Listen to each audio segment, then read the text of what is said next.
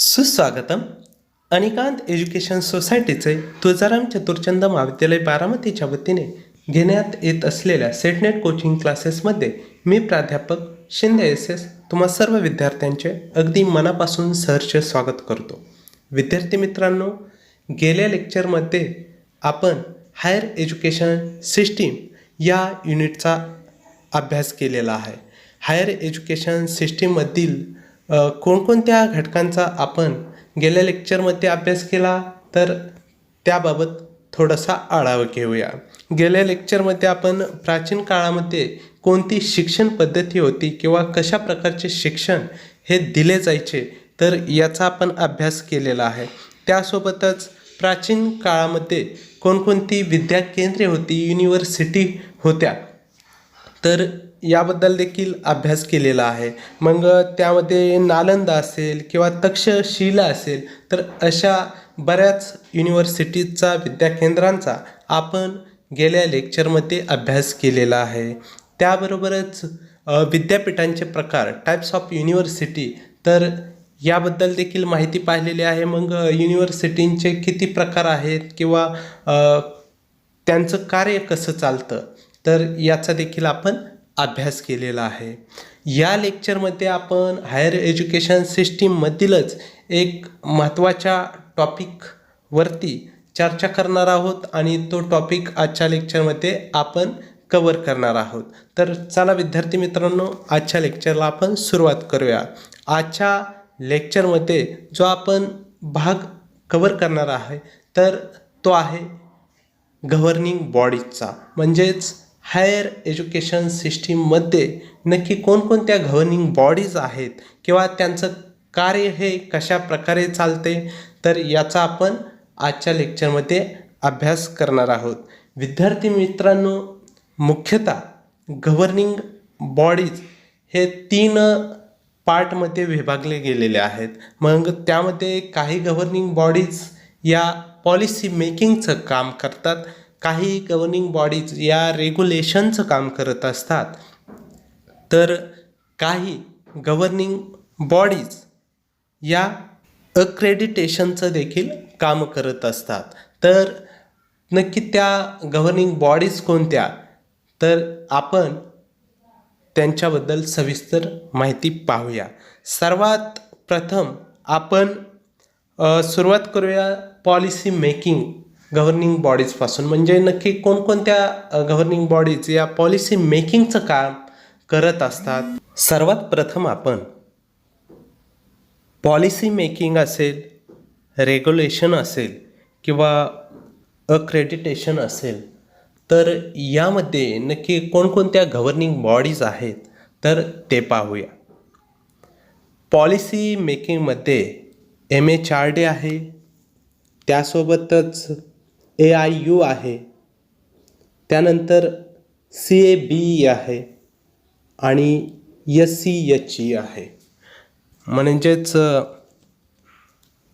4 governing बॉडीजचा समावेश हा policy मेकिंगमध्ये होतो हायर एज्युकेशनमध्ये. त्यानंतर रेग्युलेशनमध्ये UGC आहे, NCERT आहे, CBSE आहे, AICTE आहे, त्यानंतर ICAR आहे आणि CSIR आहे. विद्यार्थी मित्रांनो, रेग्युलेशनमध्ये अनेक गव्हर्निंग बॉडीज आहेत, परंतु आपल्याला परीक्षेच्या दृष्टीने ज्या गव्हर्निंग बॉडीज या महत्त्वाच्या आहेत तर आपण फक्त त्यांचाच अभ्यास करणार आहे. तुम्हाला माहिती असावे म्हणून बाकीच्या देखील ज्या रेग्युलेशन करण्याचं काम करतात तर त्या गव्हर्निंग बॉडीज या सांगतोय, कारण की या फक्त म्हणजे लॉंग फॉर्म यासाठी परीक्षेमध्ये विचारले जाऊ शकतात आणि त्यामुळे तुम्हाला त्या माहीत असायला हव्या. MCI आहे, तर MCI म्हणजेच medical council of India. PCI आहे, तर त्याचा लॉंग फॉर्म आहे pharmacy council of India. DEC आहे तर त्याचा आहे डिस्टन्स एज्युकेशन ब्युरो. BCI आहे तर त्याचा आहे bar council of India. NCTE आहे तर त्याचा आहे national council of teacher education. त्यानंतर ICSSR आहे त्याचा आहे Indian council of social science research. तर विद्यार्थी मित्रांनो, अशा पद्धतीच्या रेग्युलेशनमध्ये गव्हर्निंग बॉडीचा समावेश होतो. आपण याबद्दल सविस्तर माहिती पाहणारच आहोत. फक्त आपण एक कोणकोणत्या गव्हर्निंग बॉडीज आहेत की ज्या पॉलिसी मेकिंग करण्याचं काम करतात किंवा रेग्युलेशन म्हणजेच नियमांची अंमलबजावणी करण्याचं काम करत आहेत, तर या पाहतोय सर्वात अगोदर. त्यानंतर अक्रेडिटेशनमध्ये NAAC आहे, NBA आहे. तर इत्यादी गव्हर्निंग बॉडीजचा समावेश हा पॉलिसी मेकिंग, रेग्युलेशन आणि अक्रेडिटेशनमध्ये होत आहे. आपण याबद्दलची सविस्तर माहिती आता पाहूया. सर्वात अगोदर आपण पॉलिसी मेकिंग ज्या करणाऱ्या गव्हर्निंग बॉडीज आहेत किंवा धोरणे नियम तयार करणाऱ्या ज्या गव्हर्निंग बॉडीज आहेत, तर यापासून सुरुवात करूया. सर्वात अगोदर आपण MHRD या गव्हर्निंग बॉडीजबद्दल माहिती पाहूया. MHRD म्हणजेच ministry of human resource development, म्हणजेच मानव संसाधन विकास मंत्रालय, म्हणजेच ज्याला 1985 ते 2020पर्यंत याच नावाने ओळखलं जायचे. आता त्याचं नाव काही कालावधीपूर्वीच बदलण्यात आलेलं आहे, शिक्षा मंत्रालय असे करण्यात आलेलं आहे. तर हे एक भारत सरकारचे मंत्रालय आहे. भारतामध्ये मानव संसाधनाच्या विकासासाठी जबाबदार असे हे मंत्रालय आहे.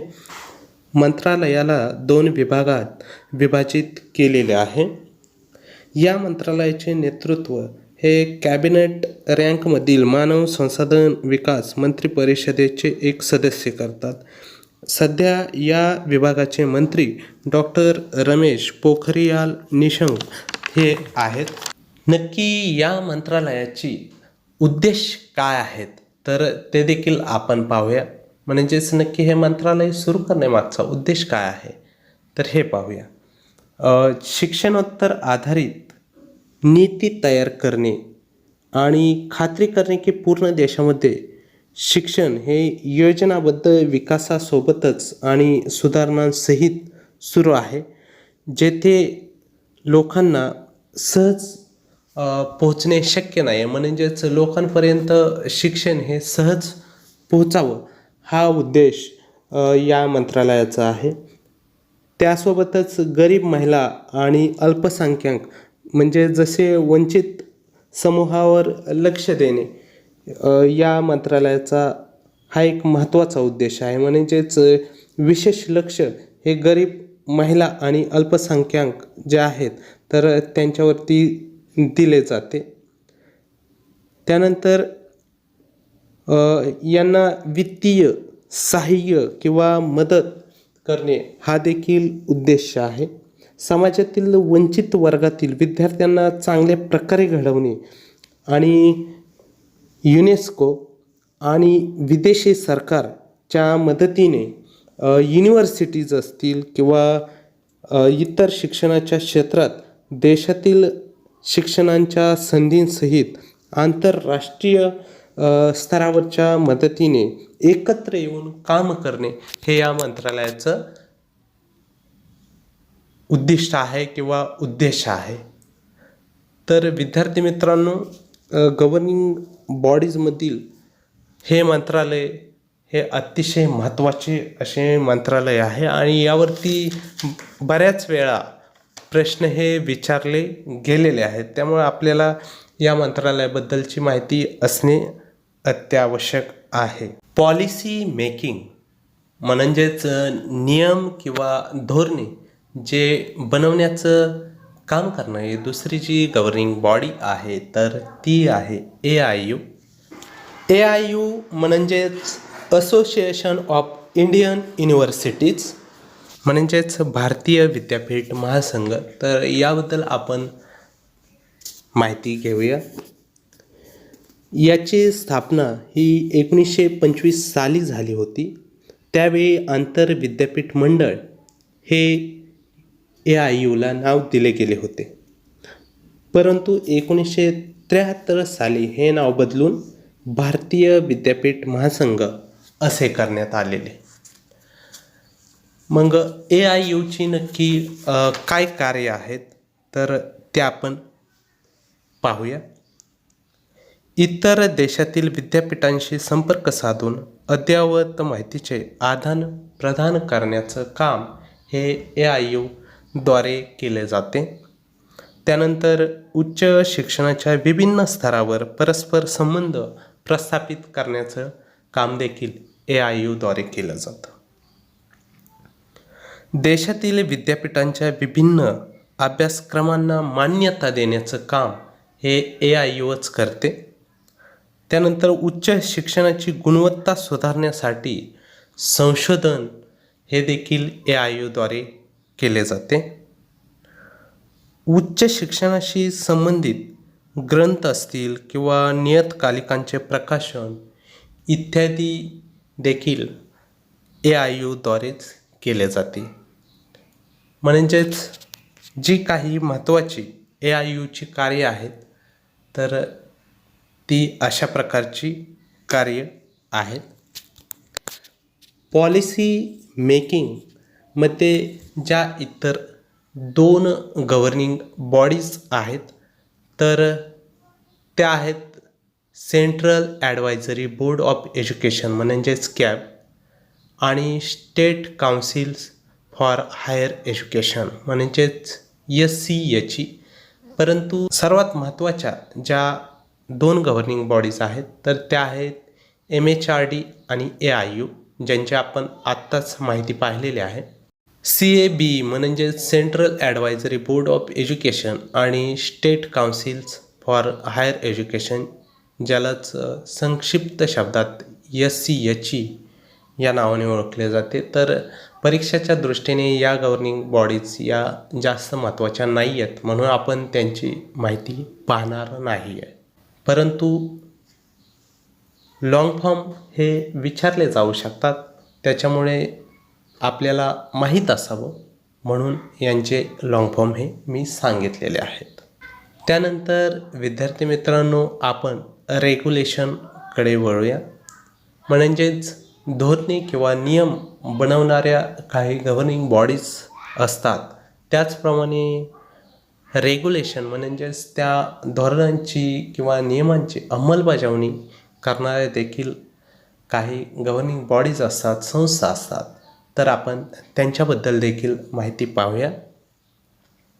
रेग्युलेशन करणाऱ्या ज्या गव्हर्निंग बॉडीज आहेत तर त्यामध्ये UGC आहे, NCERT आहे, CBSE आहे, AICTE आहे, ICAR आहे आणि CSIR आहेत. म्हणजेच परीक्षेच्या दृष्टीने या अतिशय महत्त्वाच्या अशा गव्हर्निंग बॉडीज आहेत. परंतु परीक्षेमध्ये काही गव्हर्निंग बॉडीजवर प्रश्न जरी विचारले जात नसले तरी देखील किंवा त्यांच्याबद्दल माहिती जरी विचारली जात नसली तरी देखील त्यांच्याबद्दल लॉंग फॉर्म हे विचारले जाऊ शकतात. सर्वात प्रथम आपण रेग्युलेशन म्हणजेच नियम किंवा नियमांची अंमलबजावणी, धोरणांची अंमलबजावणी जी करणारी गव्हर्निंग बॉडीज आहे तर त्यातील पहिली जी बॉडी आहे अर्थात UGC. तर UGCबद्दल आपण माहिती घ्यायला सुरुवात करूया. UGC म्हणजेच युनिव्हर्सिटी ग्रँट कमिशन, अर्थातच विद्यापीठ अनुदान आयोग. ही भारतातील विद्यापीठीय शिक्षणावर नियंत्रण ठेवणारी देशातील सर्वोच्च संस्था आहे. विद्यापीठ अनुदान आयोगाची शिक्षण क्षेत्रातील भूमिका ही अतिशय महत्त्वाची मानली जाते.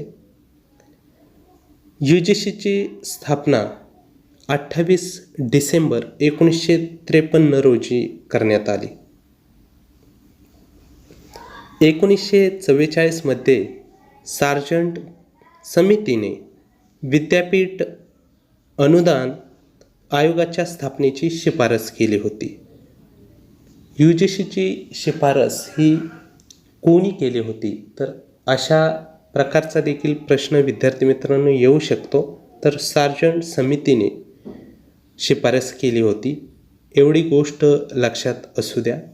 सुरुवातीस या समितीचे कार्यक्षेत्र हे बनारस, अलीगड व दिल्ली विद्यापीठापुरतेच होते. 1948मध्ये डॉक्टर S. राधाकृष्णन यांच्या अध्यक्षतेखाली नेमलेल्या विद्यापीठ शिक्षण आयोगाने पुन्हा एकदा विद्यापीठ अनुदान आयोग स्थापनेची शिफारस केली. 1953मध्ये तत्कालीन जे शिक्षण मंत्री होते मौलाना अबुल कलाम, तर यांच्या हस्ते विद्यापीठ अनुदान आयोगाचे उद्घाटन झाले.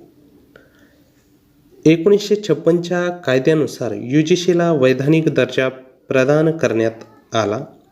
केंद्रीय मनुष्यबळ विकास मंत्रालय यांच्या अखत्यारीत हा आयोग येतो.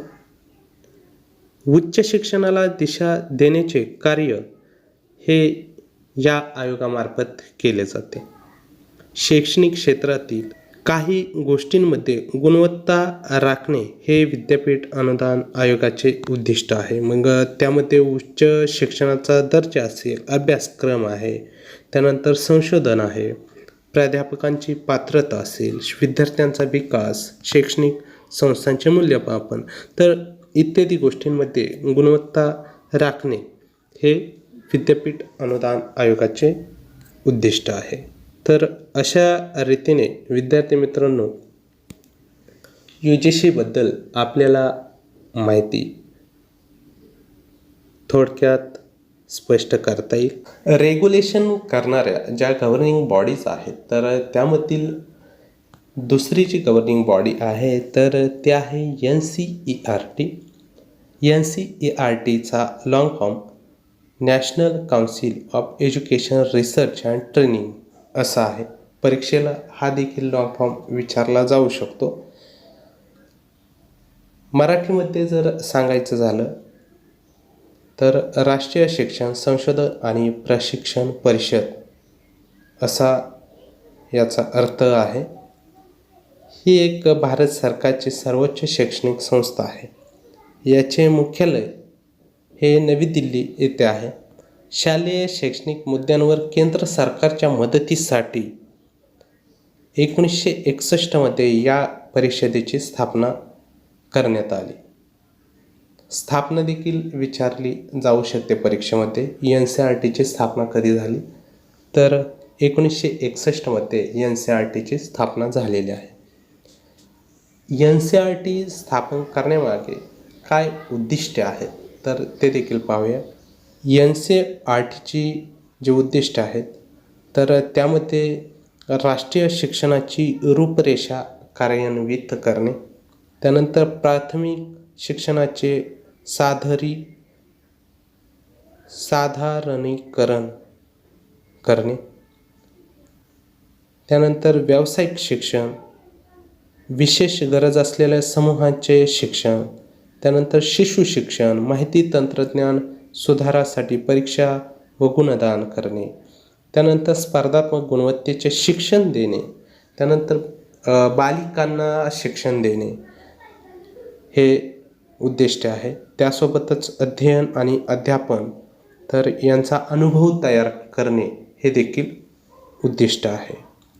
आणि सर्वात महत्त्वाचं जे उद्दिष्ट आहे तर ते आहे अध्यापन शिक्षणामध्ये सुधार करणे. NCERTच्या कामाचे स्वरूप हे कशा प्रकारचे असते तर ते देखील आपण पाहूया.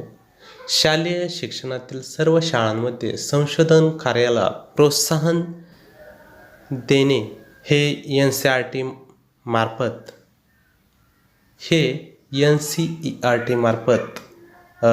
कार्य केले जाते. विविध शासकीय, निमशासकीय व स्वयंसेवी संस्थांना शिक्षणविषयक कार्यांमध्ये विस्तार सेवा पुरवणे हे देखील कार्य हे NCERT मार्फत केले जाते. त्यानंतर शिक्षणविषयक माहिती ज्ञान यांचा प्रसार करणे, शालेय शिक्षणाची गुणवत्ता विकसित करणे, शिक्षणासंदर्भात पुस्तके, नियतकालिके व साहित्य व प्रकाशनाचे कार्य करणे, तर इत्यादी कार्य ही NCERT मार्फत केले जातात. रेग्युलेशन किंवा नियमांची धोरणांची अंमलबजावणी करणारी तिसरी जी गव्हर्निंग बॉडी आहे तर ते आहे CBSE. भारतातील शालेय शिक्षणातील ही एक प्रमुख अशी संस्था आहे किंवा बोर्ड आहे. भारतातील किंवा भारताबाहेरील खूप प्रकारचे जी खाजगी विद्यालये आहेत तर ती CBSEशी संबंधित आहेत. CBSEचा प्रमुख उद्देश हा शिक्षण संस्थांना अधिक प्रभावशाली लाभ पोहोचवणे हाच आहे आणि त्या विद्यार्थ्यांच्या शैक्षणिक गरजांच्या बाबतीत जबाबदार बनायचं की ज्यांचे आई वडील हे केंद्र सरकारचे कर्मचारी आहेत आणि ज्यांची नियमित पदांवरती किंवा इतर पोस्टवरती ही बदली होत आहे. त्यानंतर जे CBSEचं जे ध्येय वाक्य आहे तर ते आहे असतो मा सद्रमय, म्हणजेच आम्हाला असत्याकडून सत्याकडे घेऊन चल. म्हणजे अशा प्रकारचं याचं हे ध्येयवाक्य आहे. CBSE ही इयत्ता 1ली ते 12वी पर्यंतचे पाठ्यक्रम हे तयार करत असते आणि वर्षामध्ये 2 मुख्य परीक्षा देखील संचलित करते.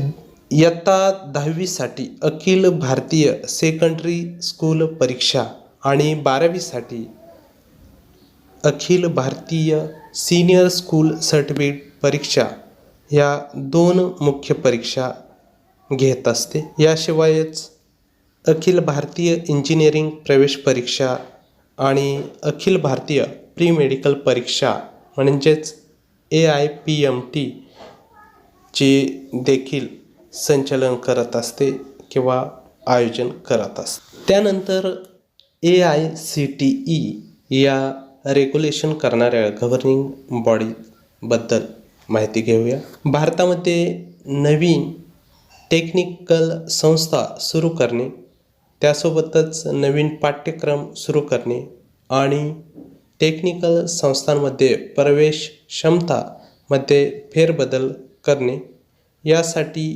ही संस्था अनुमोदन देत असते. ही एक अशी संस्था आहे की जी मानदंड निर्धारित करीत असते. AICTEची स्थापना 1945मध्ये एक सल्लागार संस्थेच्या रूपामध्ये केली गेली होती आणि त्यानंतर मग संसदेमध्ये अधिनियमाद्वारे 1987मध्ये याला संविधानिक दर्जा प्रदान करण्यात आला.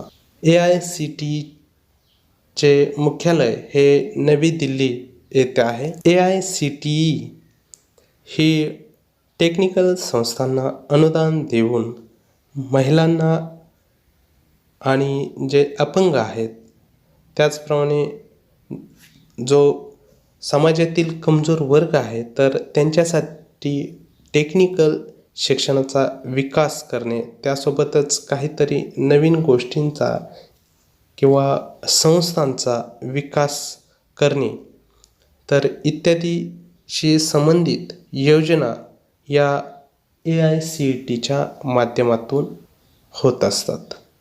त्यानंतर पुढील जी गव्हर्निंग बॉडी आहे रेग्युलेशन करणारी तर ती आहे ICAR, म्हणजेच Indian council of agricultural research, म्हणजेच कृषी क्षेत्रातील संशोधनाशी निगडीत अशी ही एक गव्हर्निंग बॉडी आहे. यालाच मराठीतून भारतीय कृषी अनुसंधान परिषद असे देखील म्हटले जाते.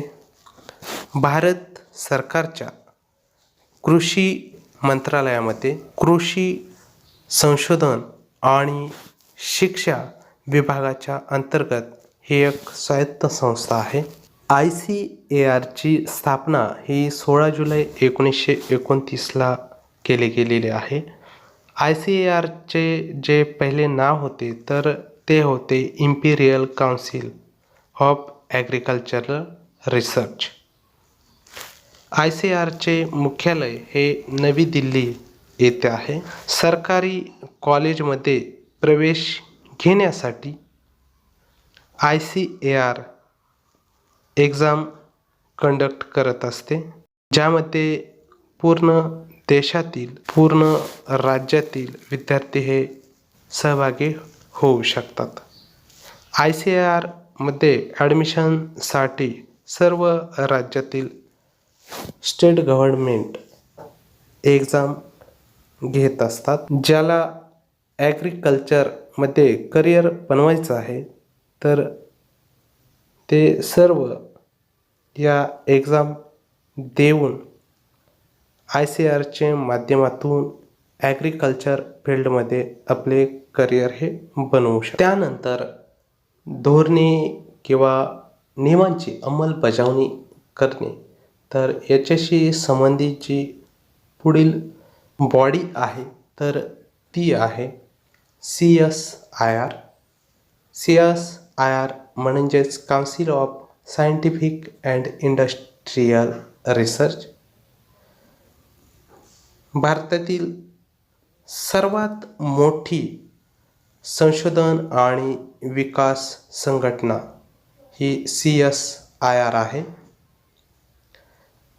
CSIR ही एक अखिल भारतीय संस्था आहे आणि ज्यामध्ये 38 राष्ट्रीय प्रयोगशाळा, 29 दूरस्थ केंद्र, 3 नवोन्मेषी परिसर आणि 5 घटकांचं सक्रिय नेटवर्क हे सहभागी आहे. CSIRची स्थापना ही सप्टेंबर 1942मध्ये केलेली आहे.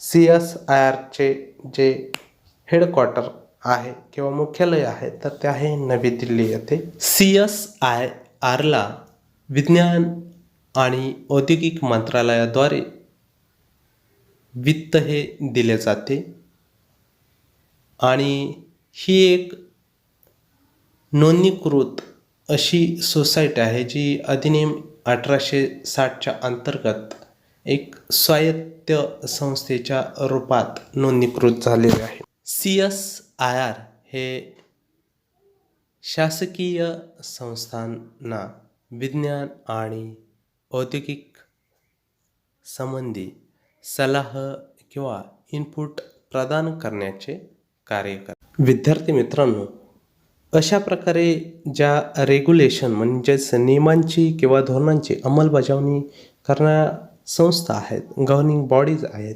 तर त्याबद्दल आपण माहिती घेतलेली आहे. आता आपण अक्रेडिटेशन म्हणजेच ज्या मान्यता देत असतात किंवा मूल्यांकन करत असतात तर अशा देखील गव्हर्निंग बॉडीजबद्दल माहिती पाहूया. यामध्ये मुख्य 2 गव्हर्निंग बॉडीजचा समावेश होतो.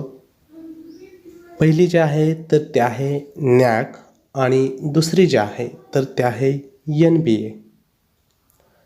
सर्वात अगोदर आपण NAAC बद्दलची माहिती घेऊया.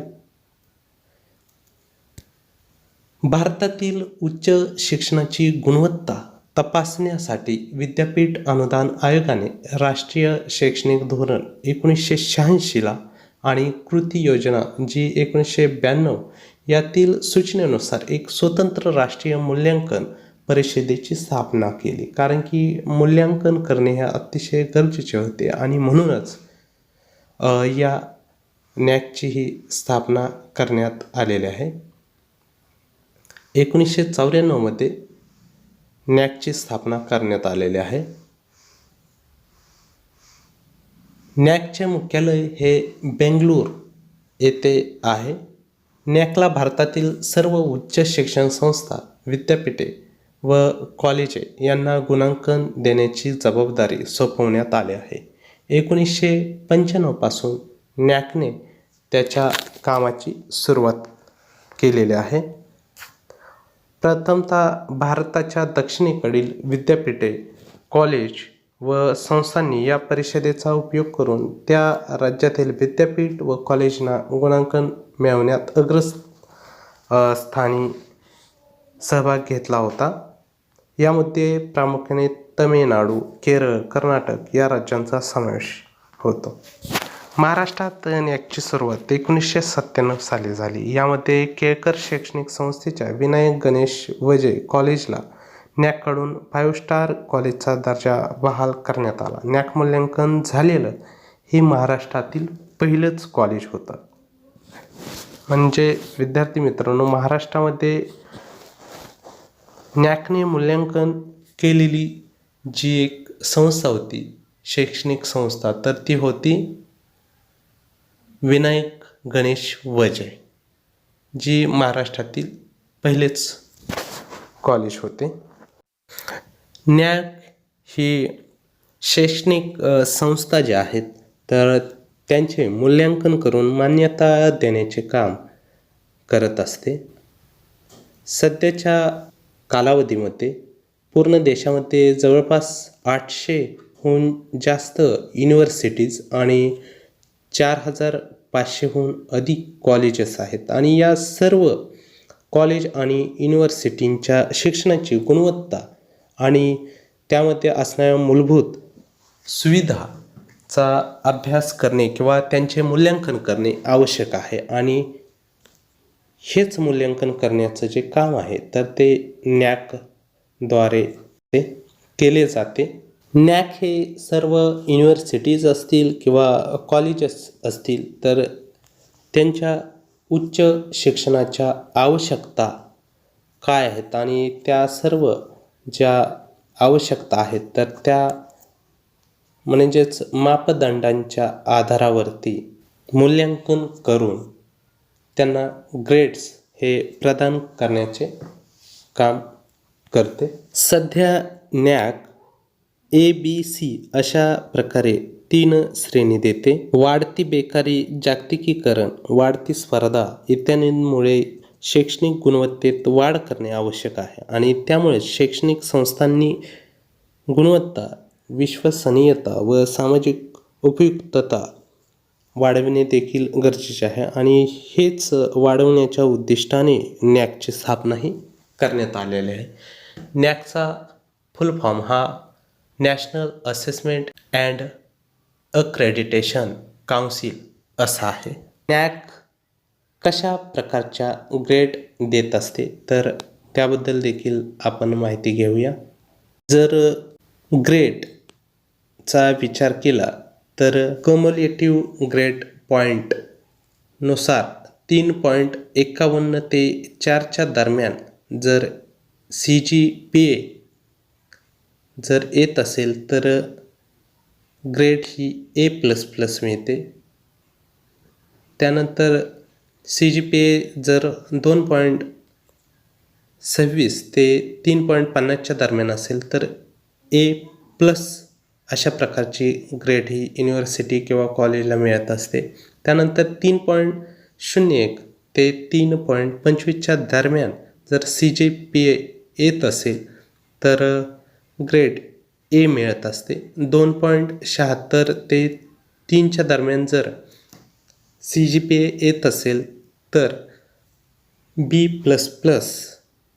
अशा प्रकारची ग्रेड मिळत असते. त्यानंतर 2.51 ते 2.75 या दरम्यान जर CGPA येत असेल तर B+चा दर्जा मिळतो किंवा ग्रेड मिळते. त्यानंतर 2.1 ते 2.50 या दरम्यान जर CGPA येत असेल तर B ग्रेड मिळते. आणि 1.51 ते 2 पर्यंत जर CGPA येत असेल तर ग्रेड C मिळते. आणि जर याहीपेक्षा कमी ग्रेड येत असेल, म्हणजेच 1.50पेक्षा जर कमी CGPA येत असेल तर मग त्याला ग्रेड ही डी दिली जाते आणि याचाच अर्थ नॅक ही अनसॅटिस्फाईड आहे या कॉलेजबद्दल किंवा युनिव्हर्सिटीबद्दल, असा त्याचा अर्थ होतो. विद्यार्थी मित्रांनो, या ग्रेड देखील परीक्षेमध्ये बऱ्याच वेळा विचारले गेलेले आहेत आणि त्यामुळे यांचा आपल्याला अभ्यास असणे किंवा या ग्रेड लक्षात ठेवणे महत्त्वाचे आहे. नॅक हे पुढील गोष्टी पाहून कॉलेजचे इव्हॅल्युएशन किंवा मूल्यांकन हे करत असते. तर त्यामध्ये पाठ्यक्रम असेल, पाठ्यक्रमांच्या आधारावर सर्वात अगोदर नॅक हे मूल्यांकन करत असते. कॉलेजमध्ये जो शिकवला जाणारा पाठ्यक्रम आहे तर त्यामध्ये कोणकोणत्या गोष्टी सहभागी आहेत किंवा कोणकोणत्या गोष्टींचा समावेश होतो, तर त्याचं देखील मूल्यांकन हे नॅककडून केलं जातं. त्यानंतर रिसर्चची काय सुविधा आहे का किंवा कशा प्रकारच्या गोष्टींवर रिसर्च हा त्या कॉलेज किंवा युनिव्हर्सिटीच्या माध्यमातून होत आहे, तर याचा देखील अभ्यास हा नॅकद्वारे केला जातो. त्यासोबतच रिसर्च फॅकल्टीज ज्या आहेत तर त्या पुढे कशा प्रकारच्या विकास किंवा विस्तार करू शकतात, तर याचे देखील मूल्यांकन हे नॅकद्वारे केले जाते. त्यानंतर कॉलेज किंवा युनिव्हर्सिटीच्या बाजूचे किंवा कॉलेजमधील किंवा युनिव्हर्सिटीमधील जे वातावरण आहे तर ती वातावरण हे कशा प्रकारचे आहे, तर त्याचा देखील अभ्यास करून नॅक हे त्या कॉलेजला दर्जा देण्याचे कार्य करत असते. अक्रेडिटेशन म्हणजेच मान्यता किंवा मूल्यांकन करणारी जी दुसरी संस्था आहे, गव्हर्निंग बॉडी आहे, तर ते आहे NBA. NBAचा लॉंग फॉर्म आपण पाहूया. नॅशनल बोर्ड ऑफ अक्रेडिटेशन असा NBAचा लॉंग फॉर्म आहे. NBAची स्थापना ही 1994 मध्ये करण्यात आली आणि ही एक स्वायत्त अशा प्रकारची संस्था आहे. NBA ही जी गव्हर्निंग बॉडी आहे तर ती अशा कॉलेजेसचे मूल्यांकन करत असते की जे कॉलेजेस हे इंजिनिअरिंग किंवा टेक्निकल प्रोग्रॅमशी रिलेटेड किंवा मॅनेजमेंट प्रोग्रॅमशी रिलेटेड किंवा संबंधित आहेत.